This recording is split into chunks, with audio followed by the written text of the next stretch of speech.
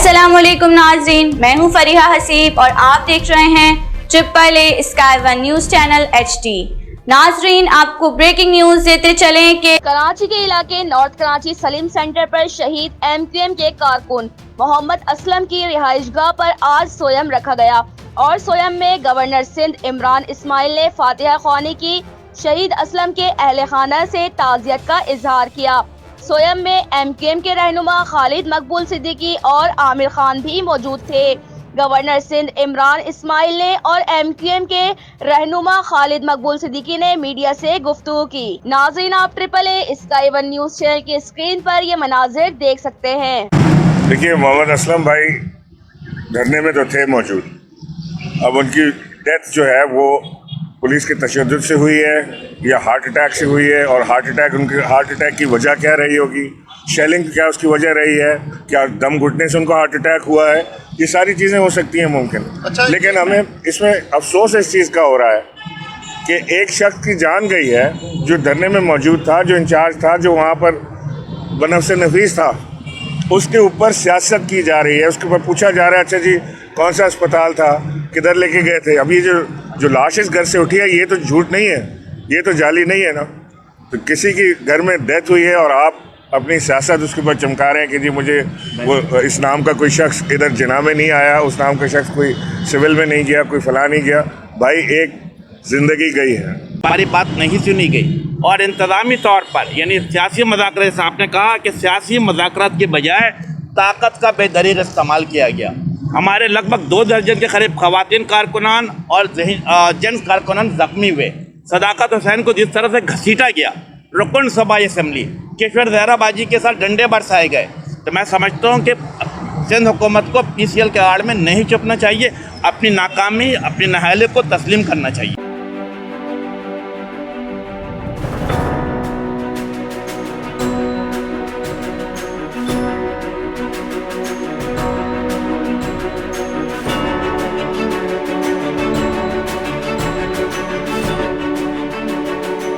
जिस तरीके से पुलिस तशद्दुद के ज़रिए उसको शहीद किया गया है, इस पर पूरी महाजिर कौम गमगीन है और देख रही है रियासत की तरफ बिलखुसूस कि वो कब इस सूबे में जो हुकूमत कायम है मुतासिब नस्ल परस्त पार्टी की, उनको कब इस बात पे मजबूर करते हैं कि वो कातिलों को, असल कातिलों को सामने लेकर आएँ। मैं सिर्फ आखिरी और एक बात कहना चाहता हूँ कि तारीख का सबक ये है कि ये लातों के भूत कभी भी बातों से नहीं माने हैं।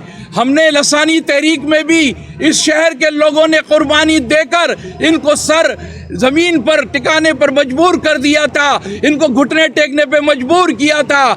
नहीं, निज़ाम मुस्तफ़ा की तहरीक में आप ही लोगों ने, इसी कराची ने इनको भागने पर फांसी के तख्ते-दार तक पहुंचाया था। इंशाअल्लाह ताला मुराद अली शाह और उसके सरपरस्त बिलावल भुट्टो, तुम भी एक दिन, लेकिन इस बार किसी अदालत में अगर इंसाफ नहीं मिला तो इसी कराची के चौराहे पर फांसी पर लटकाए जाओगे।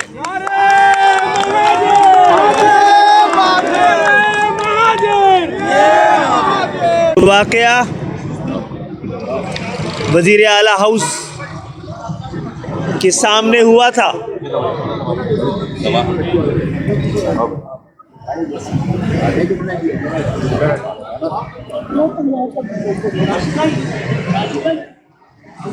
और आप सबके इल्म में है,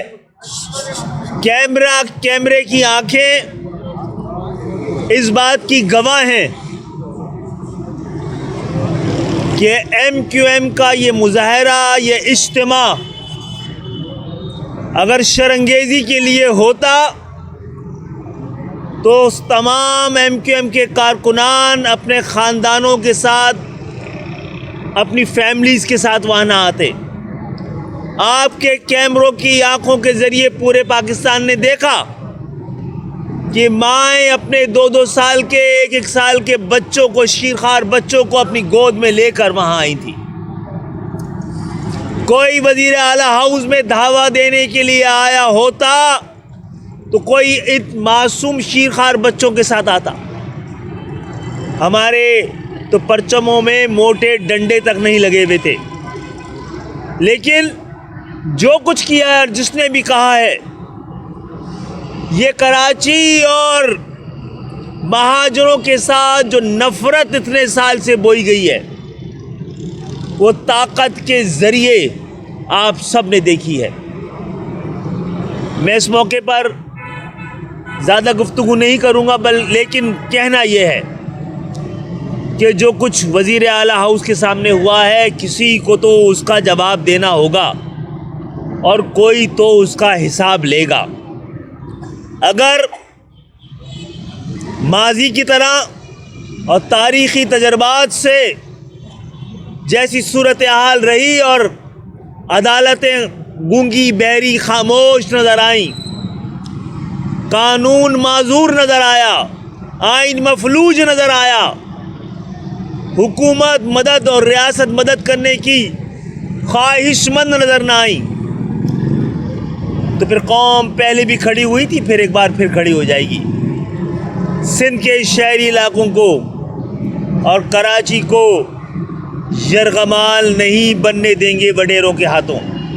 मसनूई अक्सरियत अब सिंध पर ज़्यादा अरसे हुकूमत नहीं कर पाएगी। ये थी अब तक की खबरें। मज़ीद खबरों के लिए हमारी वेबसाइट विजिट कीजिए www.sky1newshd.webs.com।